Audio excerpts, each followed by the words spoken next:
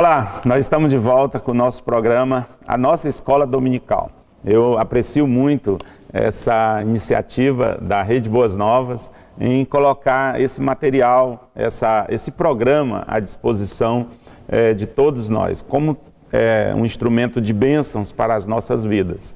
E, mais uma vez, lembrando que nós temos o apoio do PEC, Programa de Educação Cristã Continuada. Nesse segundo bloco, nós iniciaremos pensando um pouquinho sobre as características dessa parábola específica de Lucas capítulo 16.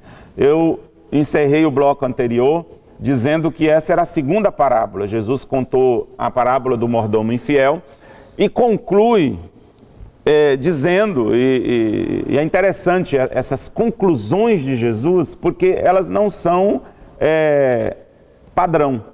Não necessariamente Jesus ele concluía todas as parábolas. Ele muitas vezes parava e deixava que os ouvintes, e no nosso caso os leitores, refletissem sobre isso. Algumas parábolas, interessantemente, Jesus nem mesmo as conclui no sentido tradicional. Ele deixa em aberto para que a gente possa de alguma maneira refletir sobre o final.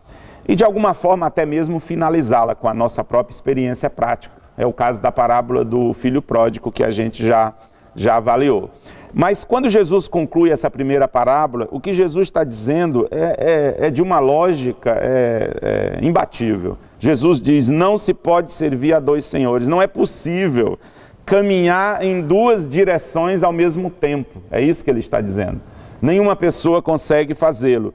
Quem escolhe servir o dinheiro não poderá servir a Deus.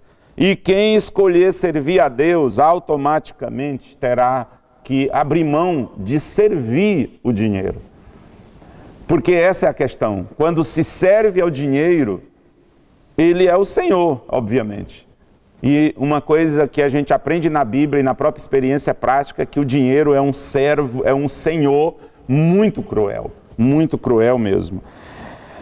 Se Deus é o nosso Senhor, então, mais do que óbvio que o dinheiro será o nosso servo.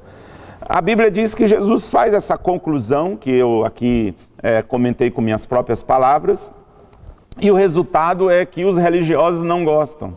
E o próprio texto bíblico diz, o Lucas faz esse comentário, no versículo 14, que os fariseus, eles eram avarentos. Ou numa outra versão, eles eram gananciosos. Os fariseus representavam a elite religiosa judaica. E Jesus os confronta de uma forma muito intensa durante seu ministério. E quando Jesus diz isso, Lucas 16 e 14, diz que eles, os fariseus, passam a zombar de Jesus. E é interessante, o Warren Wiersbe, ele comentando esse texto, diz que essa expressão zombavam significa empinar o nariz. É a atitude dos fariseus em relação a Jesus. E aí Jesus conta essa segunda parábola que nós acabamos de ler sobre o rico e sobre o Lázaro. E Jesus está mostrando os contrastes que existem entre o reino de Deus e entre o reino deste mundo. E essa parábola em específico, ela é cheia de contrastes, muitos contrastes. Tanto aqui, e quando a eternidade é descortinada, porque os dois morrem, o rico e o Lázaro, a gente percebe que na eternidade também há, na história contada por Jesus, nessa parábola, muitos contrastes. E a gente percebe uma coisa, e eu acho que é importante a gente refletir, sempre tem existido, todas as vezes em que a gente volta para essa parábola específica, uma certa discussão se a gente está ou não diante de uma parábola. Existem sim pessoas que acham base para afirmar que isso aqui foi uma história real.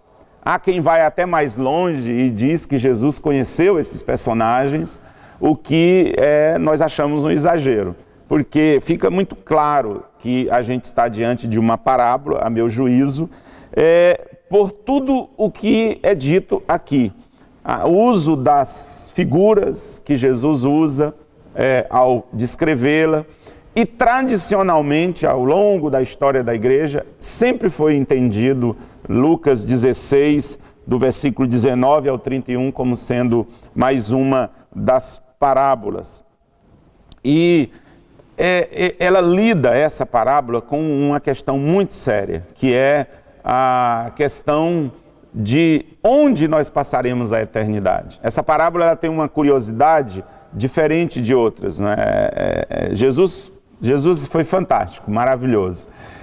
Primeiro, ela é a única parábola que parte dos acontecimentos se dá no pós-morte. Isso não era convencional.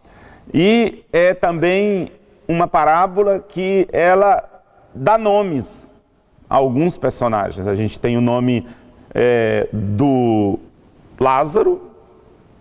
O rico não nos é fornecido o nome, mas a gente tem o nome do segundo personagem e tem também o nome de Abraão, que é mencionado nessa parábola.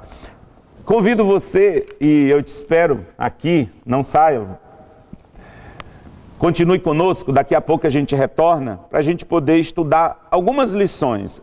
São muitas, a gente vai tentar avaliar aquilo que julgamos ser as principais. Eu te espero aqui, até daqui a pouco. Deus te abençoe.